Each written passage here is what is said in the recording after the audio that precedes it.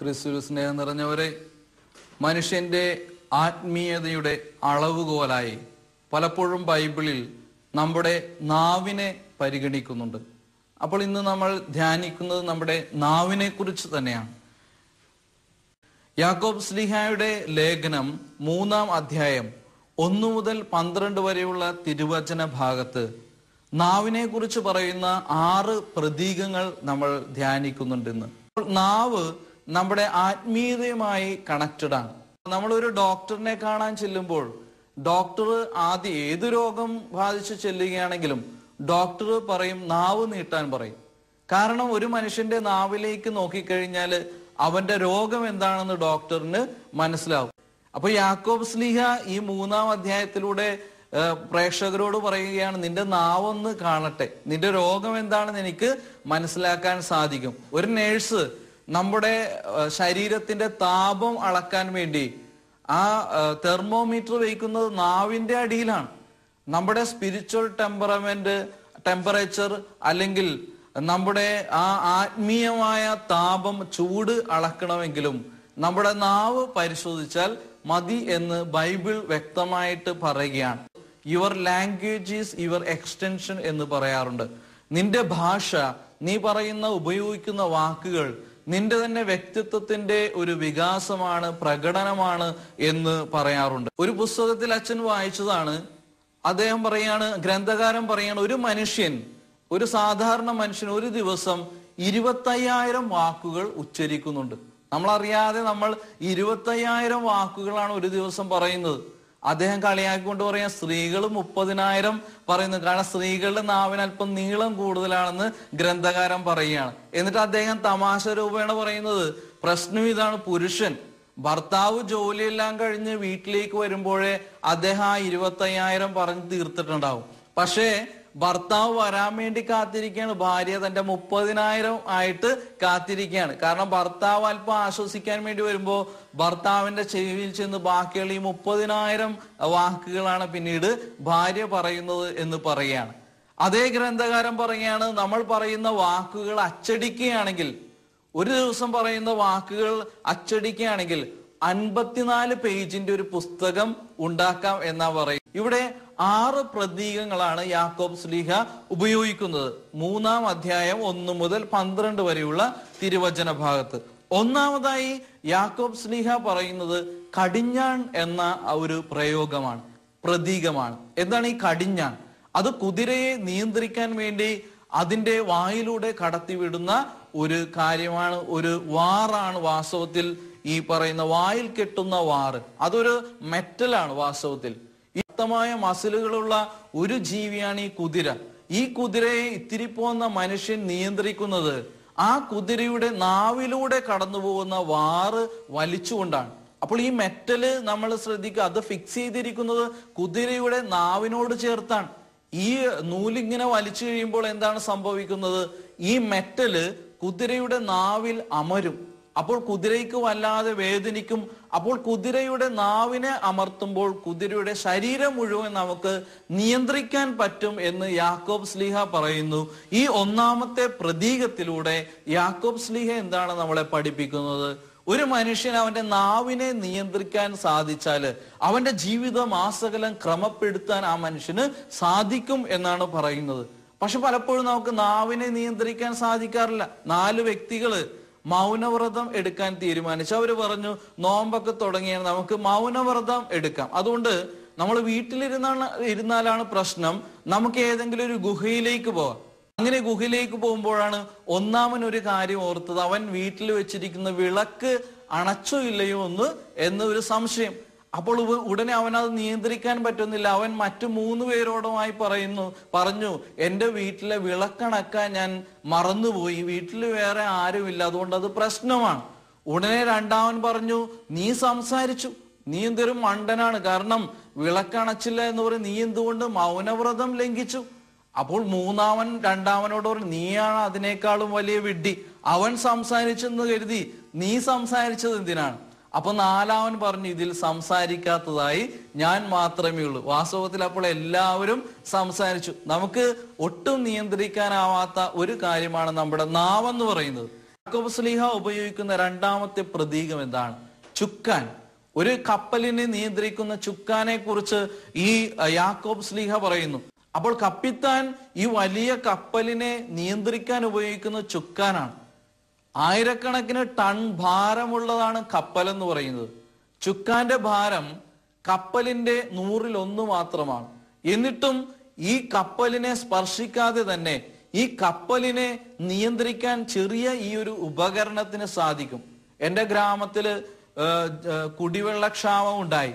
അപ്പൊ ഞാനും ചേട്ടനും കൂടി പുഴയിലൂടെ ഒരു വഞ്ചിയില് ഞങ്ങളുടെ വീട്ടിലുള്ള എല്ലാ പാത്രങ്ങളും കയറ്റി വെച്ച് ഒഴിഞ്ഞ പാത്രങ്ങളുമായിട്ട് കുടിവെള്ളം അന്വേഷിച്ച് പോവുകയാണ്. മറുകരയിലേക്ക് തുഴഞ്ഞു പോവുകയാണ്.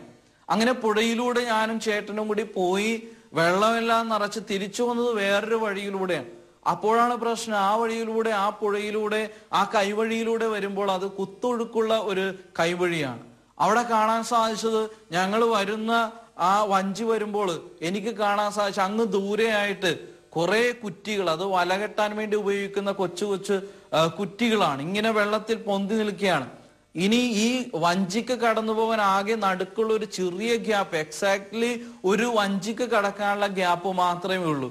അപ്പോൾ ഞാൻ ഉടനെ തന്നെ ആ പങ്കായം വഞ്ചിയിൽ വെച്ച് മരിക്കാൻ വേണ്ടി തയ്യാറായിട്ട്, കാരണം കുത്തൊഴുക്കാണ്, നല്ല ആഴമുള്ള പുഴയാണ്.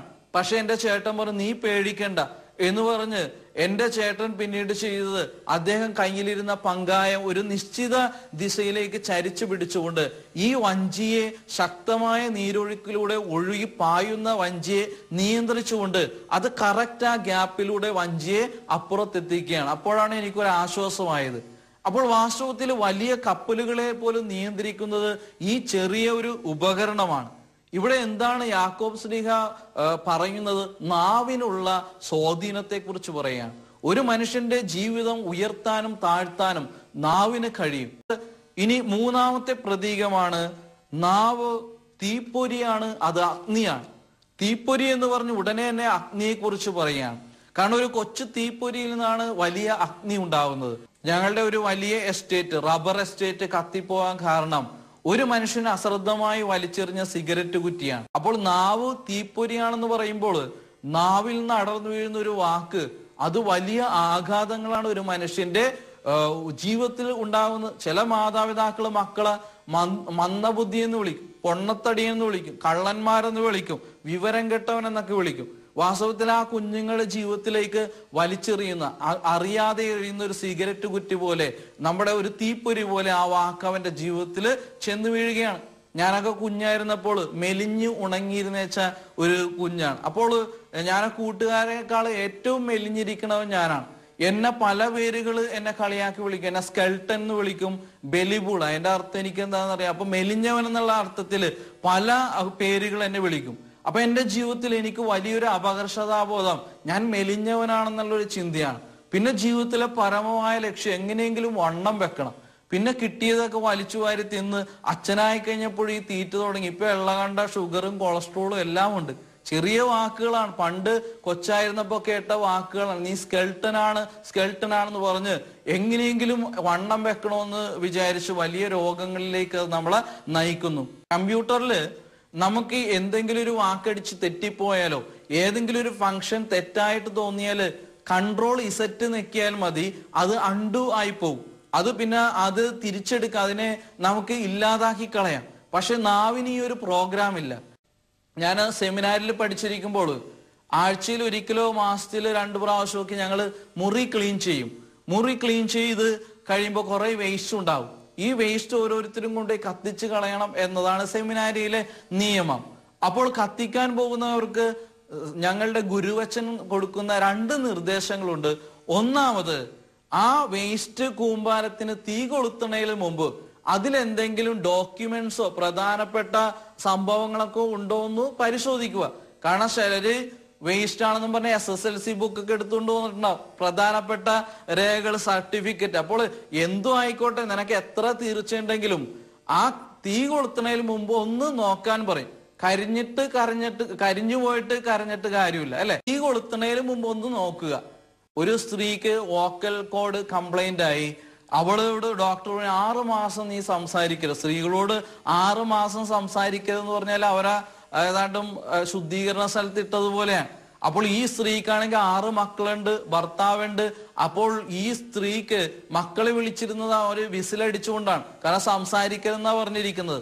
6 മാസത്തിന് ശേഷം സംസാരിക്കാൻ അനുവാദം കിട്ടിയപ്പോൾ മക്കള് ചോദിച്ചു, അമ്മേ എങ്ങനെ ഉണ്ടായിരുന്ന അനുഭവം?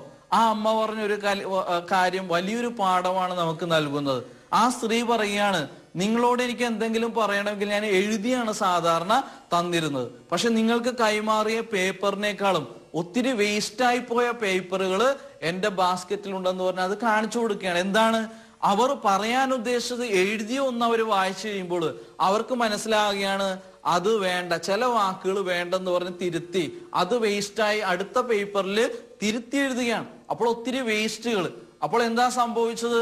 അവർക്ക് പറയാൻ പോണ വാക്കുകളെ വായിക്കാൻ അവസരം കിട്ടിയപ്പോൾ തിരുത്താനുള്ള ഒരു ഭാഗ്യം ഉണ്ടായി.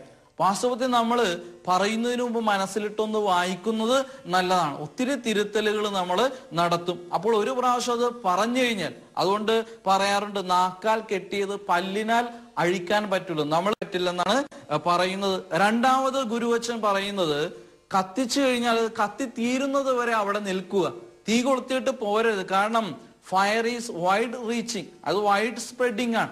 അത് എവിടേക്കൊക്കെ വ്യാപിക്കും എന്ന് നമുക്ക് പറയാൻ സാധിക്കില്ല. അതുകൊണ്ട് അത് കത്തിത്തീരുന്നത് വരെ അവിടെ നിൽക്കുക. ചില സമയത്ത് നമ്മൾ വീട്ടിൽ ചവറ് കൂട്ടി കത്തിച്ചു കഴിയുമ്പോൾ അടുത്തുള്ള മാവിൻ തൈയൊക്കെ പിറ്റേ ദിവസം നോക്കുമ്പോൾ ഇടിവെട്ട് കൊണ്ടുപോലെ കരിഞ്ഞിരിക്കും. നമ്മൾ മനസ്സിൽ പോലും ചിന്തിച്ചതല്ല ആ മാവിൻ തൈ കരിഞ്ഞു പോകുന്നു. പക്ഷേ ഈ അഗ്നിയുടെ ശക്തി വലുതാണ്, ചൂട് വലുതാണ്, അത് വൈഡ് സ്പ്രെഡിങ് ആണ്, വ്യാപിക്കും പല സ്ഥലത്തേക്കും. ഇതുപോലെ നമ്മൾ പറയുന്ന വാക്കുകൾ പലരുടെയും മനസ്സിൽ ചങ്കില് കൊള്ളും. ഇനി 4ാമത്തെ പ്രതീകം, മെരുക്കാനാവാത്തൊരു മൃഗമായിട്ട് നാവിനെ ഉപമിക്കുന്നുണ്ട് യാക്കോബ് ശ്ലീഹ 7 മുതൽ 8 വരെ തിരുവചനത്തിൽ. അപ്പോൾ പക്ഷികളെയും മൃഗങ്ങളെയും നമുക്ക് മെരുക്കാം, പക്ഷെ നാവിനെ പറ്റില്ല. നാവ് മെരുക്കാൻ പറ്റില്ല. അതുകൊണ്ടാണ് ദൈവം അതിനെ കൂട്ടിലടച്ചിട്ടിരിക്കുന്നത്. നമ്മുടെ നാവിനെ ദൈവം വായിലിട്ട് അടച്ചിട്ടിരിക്കുന്നത്. ദൈവത്തിനറിയാം മനുഷ്യന് ഇതിന് മെരുക്കാൻ സാധിക്കില്ല. അപ്പോൾ ഏറ്റവും കൂടുതൽ അടഞ്ഞിരിക്കുന്ന ഒളിഞ്ഞിരിക്കുന്ന ഒരു അവയവമാണ് നാവെന്ന് പറയുന്നത്. കാരണം അത് പുറത്തേക്ക് വന്നാൽ പ്രശ്നമാണ്. അപ്പോൾ ഇവിടെ എല്ലില്ലാത്ത നാവാണ്, അത് എവിടേക്കും വളയൂ എന്ന് പറയാറുണ്ട്. ഇനി 5ാമത്തെയും 6ാമത്തെയും രൂപങ്ങൾ പ്രതീകങ്ങൾ അച്ഛൻ ഒരുമിച്ചെടുക്കുകയാണ്. ഉറവ, ഫലം. 11ാം തിരുവചനത്തിൽ പറയുന്നു, ഒരേ ഉറവയിൽ നിന്ന് മധുരവും കയ്പും വരില്ല. 12ൽ പറയുന്നു, അത്തിവൃക്ഷത്തിൽ നിന്ന് ഒലിവ് ഫലമോ മുന്തിരിവള്ളിയിൽ നിന്ന് അത്തിപ്പഴമോ കിട്ടില്ല. എന്താണ് അപ്പോസ്തലൻ ഇവിടെ ഉദ്ദേശിക്കുന്നത്? ശ്ലീഹ ഉദ്ദേശിക്കുന്നത് ഒരു തിരഞ്ഞെടുപ്പിനെ കുറിച്ചാണ്. നിന്റെ നാവിനെ നിനക്ക് നന്നാക്കണമെങ്കിൽ നീ മാറ്റേണ്ടത് നിന്റെ ഹൃദയത്തെയാണ്. മത്തായി 12:34 വായിക്കുന്നു, ഹൃദയത്തിന്റെ നിറവിൽ നിന്നും അധരം സംസാരിക്കുന്നു എന്ന് പറയുന്നു. അപ്പോൾ ഒരു ഹൃദയ പരിവർത്തനം, നമ്മുടെ ഭാഷ നന്നാക്കണമെങ്കിൽ, നമ്മുടെ ലാംഗ്വേജ് വാക്കുകൾ നന്നാക്കണമെങ്കിൽ ഹൃദയ പരിവർത്തനം, ഒരു ഹൃദയം മാറ്റിവെക്കൽ ശസ്ത്രക്രിയ. യേശു അതില് സ്പെഷ്യലിസ്റ്റ് ആണ്. യേശുവിനോട് പറയും, ഒരു പുതിയ ഹൃദയം എനിക്ക് തരിക. സങ്കീർത്തനത്തില് ദാവീദ് പറയുന്നുണ്ട്, അനുതപിച്ച് പറഞ്ഞുപോയ വാക്കുകളെ കുറിച്ച് അനുതപിച്ചിട്ട്. 12ാമത്തെ 39ാം സങ്കീർത്തനത്തിൽ പറയുന്നു, നാവ് കൊണ്ട് പാപം ചെയ്യാതിരിക്കാൻ ഞാൻ എൻ്റെ വഴികൾ ഇനി ശ്രദ്ധിക്കുമെന്ന് ദാവീദ് രാജാവ് പറയുന്നു. സുഭാഷിതം 12:25 പറയുന്നു, നല്ല വാക്ക് മനുഷ്യനെ ഉത്തേജിപ്പിക്കുന്നു. അച്ഛനൊരു കൊച്ചു കഥ പറഞ്ഞിട്ട് നിർത്തുകയാണ്. ഒരു യുവാവിന്റെ കവിളിൽ ഒരു വെള്ളപ്പാണ്ടുണ്ട്. നമ്മൾ അവനെ പാണ്ടനെന്ന് വിളിക്കോളൂ. പക്ഷേ അവന് ഈ വെള്ളപ്പാട് ഒരു അനുഗ്രഹമായിട്ടാണ് അവൻ കരുതുന്നത്. അവൻ അതൊരു കോംപ്ലക്സും ഇല്ല. വേറൊരു മനുഷ്യൻ ചോദിച്ചാൽ, എന്താണ് നിന്റെ ഈ വെള്ളപ്പാട് എന്താണ്? അപ്പൊ അത് അപ്പൻ എന്നോട് പറഞ്ഞു തന്നിരിക്കുന്നത്, കുഞ്ഞുനാളിലെ തൊട്ട് അപ്പൻ എന്നോട് പറഞ്ഞിരിക്കുന്നത്, ഒരു മാലാഖ വന്ന് എന്നെ ചുംബിച്ചതാണ്. അപ്പോൾ ആ ചുംബിച്ചതിന്റെ അടയാളമാണ് ആ വെള്ളപ്പാണ്ട്. ഇനി എന്തിനാണ് മാലാഖ ചുംബിച്ച് ഈ വെള്ളപ്പാടുണ്ടാക്കിയതെന്നറിയാമോ? നീ ഏതെങ്കിലും ആൾക്കൂട്ടത്തിൽ കുഞ്ഞായിരുന്നപ്പോൾ അകപ്പെട്ടു പോയാല് നിന്റെ അപ്പന് നിന്നെ പ്രത്യേകം തിരഞ്ഞെടുക്കാനും കണ്ടെത്താനും എളുപ്പത്തിന് വേണ്ടിയാണ് ഈ വെള്ളപ്പാണ്ട്. അപ്പോൾ അവനതൊരു അനുഗ്രഹമായിട്ട് കണ്ടിട്ട് അവൻ പറയാണ്, ഈ വെള്ളപ്പാണ്ടില്ലാത്തവരെ കാണുമ്പോൾ എനിക്ക് ഭയങ്കര സങ്കടമാണ്. കാരണം അവർക്കൊന്നും മാലാഖ അവരെയൊന്നും ചുംബിച്ചില്ലല്ലോ. അപ്പോൾ നോക്കിക്കേ, അവന്റെ അപ്പൻ പറഞ്ഞു കൊടുത്ത ഉത്തേജിപ്പിക്കുന്ന പ്രോത്സാഹിപ്പിക്കുന്ന ഒരു വാക്ക് അവന്റെ കുറവ് പോലും ഒരു അനുഗ്രഹമായി കാണാനായിട്ട് അവന് സാധിച്ചു. നമുക്കും ദാവീദ് രാജാവിനെ പോലെ പറയാം, നാവ് കൊണ്ട് പാപം ചെയ്യാതിരിക്കാൻ ഞാൻ എൻ്റെ വഴികൾ ഇനി ശ്രദ്ധിക്കും. ദൈവം നമ്മളെ അനുഗ്രഹിക്കട്ടെ.